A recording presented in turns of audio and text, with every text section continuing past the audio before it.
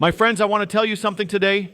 There are moments when the world seems to stand still, when the air feels heavy, when the headlines scream fear, when the whispers of coming tragedy echo in every corner of our hearts. And now a word comes. Great tragedy expected tomorrow. The world hears those words and trembles. But the voice of heaven is never given to terrify you. It is given to prepare you.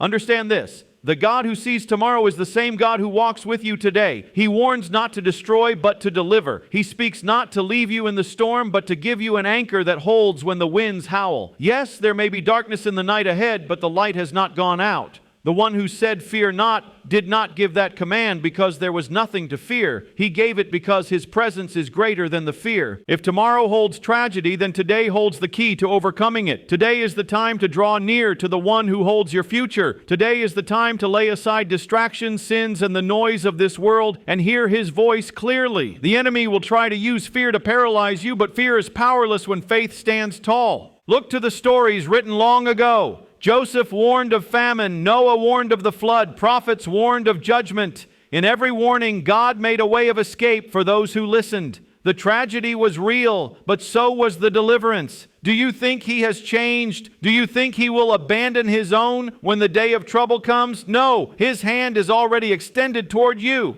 So if tomorrow the storm rages, you will not be shaken. If the ground quakes, you will not fall. Because your feet are not planted in the shifting sands of this world, they are planted on the rock that cannot be moved. The headlines may shout tragedy, but your heart will whisper victory. Do not waste the warning. Use it to strengthen your faith. Reconcile with the ones you love. Forgive, pray, and stand ready. Tomorrow's darkness will only make today's light shine brighter. And when the world sees the peace in your eyes, they will know you walk with the one who holds both tragedy and triumph in His hands. When a warning comes from above, it is not a declaration of hopeless doom, but an act of mercy meant to awaken hearts and minds. It is a reminder that the one who sees the end from the beginning cares enough to alert us before the danger fully arrives. A warning is an opportunity, a gift of time, and a call to action. It is the gentle but firm voice saying, "Be ready because something is coming and I want you to stand strong when it does." It is never meant to paralyze with fear, but to stir courage, focus, and resolve.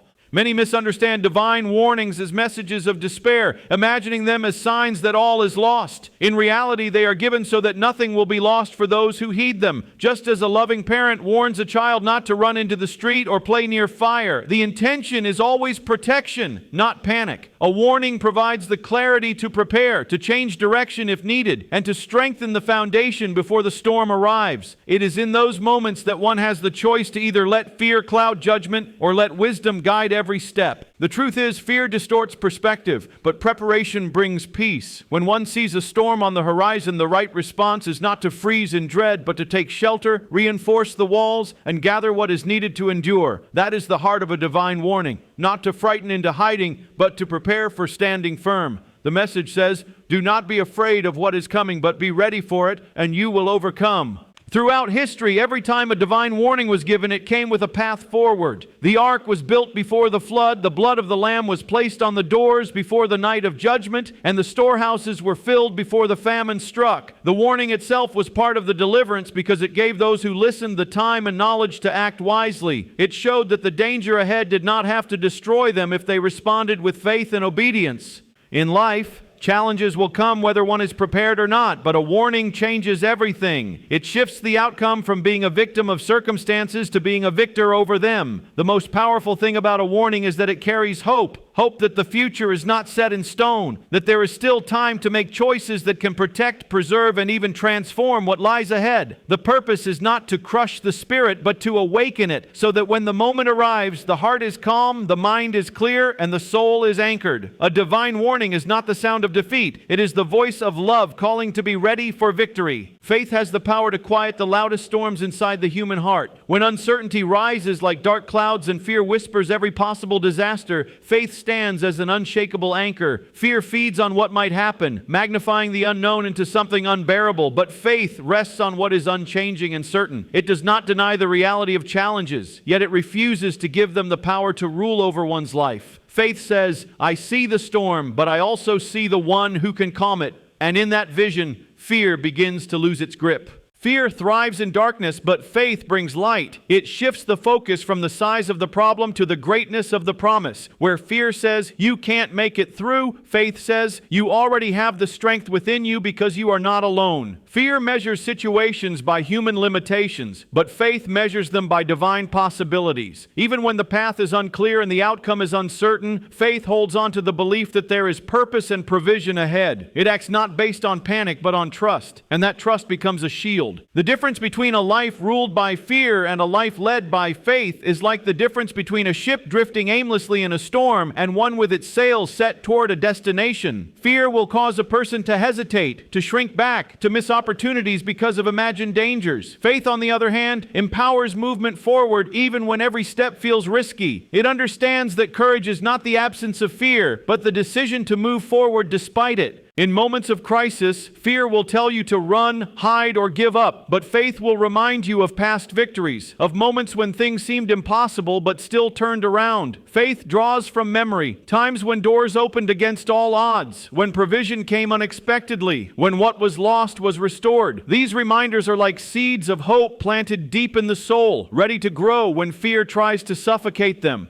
Living with faith is not about ignoring reality. It is about interpreting reality through the lens of trust. It means looking at the waves, yet believing you can walk on water because the one who called you will not let you sink. It means facing a mountain, but believing it can move because you have seen smaller ones crumble before. It means hearing the roar of fear, yet choosing to speak words of life and confidence. Fear will always knock, but faith decides who answers the door. When faith takes the lead, fear may still exist, but it no longer controls the journey. With faith as the guiding force, even the darkest night holds the promise of a sunrise. And when the heart chooses faith over fear, it steps into a place where the impossible becomes possible, and every challenge becomes an opportunity for a greater victory. Throughout history, there has been a recurring pattern that reveals a truth often forgotten in moments of crisis. That deliverance rarely comes when life feels secure and predictable, but rather when the darkness appears deepest. Time and again, moments that seemed like the end became the very setting for miraculous turnarounds. The pattern is not random. It shows that there is always a higher purpose at work, one that transforms hopeless situations into testimonies of rescue and restoration. In ancient times, entire nations stood at the brink of destruction, yet deliverance arrived at the exact moment it was needed. The oppressed found freedom not because circumstances improved naturally, but because a power greater than any human force intervened. Often the situation had to reach a point where human strength was no longer enough.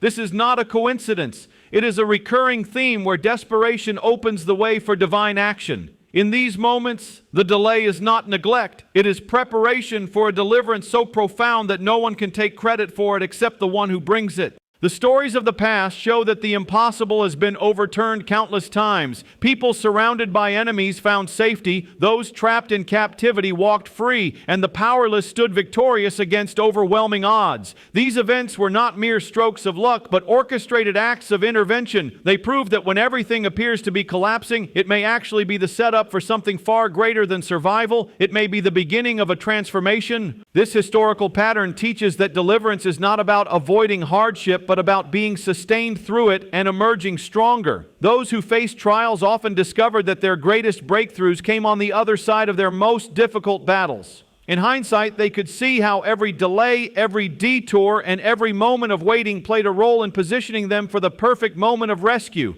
What seemed like wasted time was actually strategic timing. It also reveals something about trust. History's examples show that those who placed their confidence in the unseen rather than the visible did not find themselves abandoned. They learned that the apparent silence before deliverance is often the moment of greatest activity behind the scenes. When the night feels longest, the dawn is often just moments away. The pattern repeats so often that it becomes impossible to dismiss. It is not a rare exception, but a consistent truth. By studying these accounts, one can see that deliverance is not an outdated promise, but an enduring reality. The same force that parted seas, toppled giants, and overturned injustice has not diminished with time. The pattern is still unfolding today, even if it is not always visible in the moment. Remembering the history of deliverance is not just about honoring the past. It is about strengthening faith for the present and hope for the future, knowing that the story is never over until the rescue comes. When a warning comes, it is easy to react with anxiety, confusion, or even dismissal. But a warning is not meant to be ignored, nor is it intended to simply spark fear. It is a call, an invitation to turn away from distraction and draw closer to the source of wisdom, protection, and truth. A warning is like the sound of a distant storm. It tells you that there is still time to prepare, still time to take shelter, and still time to make the right choice before the moment of testing arrives.